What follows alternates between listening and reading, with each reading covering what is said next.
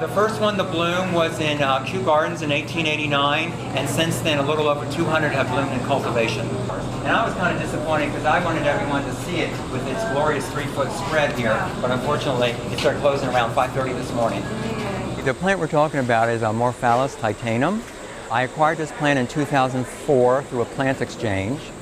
And what's so special about this plant, it blooms the largest flower in the world. The flower is so big, it takes 10 to 12 years for the plant to store up enough energy to produce this massive flower that only lasts 36 hours. So we pollinated this last night. We came here around midnight. Between midnight and 4 is the best time to pollinate this because that's when the female flowers are most receptive and that's when it was the most smelly. It's pretty impressive. The smell, once you actually got into it, smelled pretty nasty. And it's crazy that it takes about 11 years for this thing to bloom and open up. I got the pollen sent to me from another college who had one bloom because everyone saves their pollen. And then we took paintbrushes and we stuck it in the vials and then we stuck it down in there. You can actually, if you look in there, maybe from this side, you can see some yellow dots. Those are the female flowers.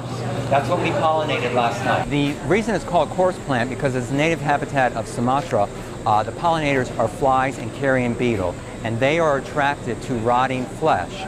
And that is why it has that very putrid smell. So it was so intense, so powerful.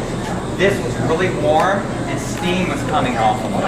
And the reason is because of this native habitat of Sumatra, the air is very stagnant and that steam and heat helps radiate the smell into the surrounding air to attract those pollinators.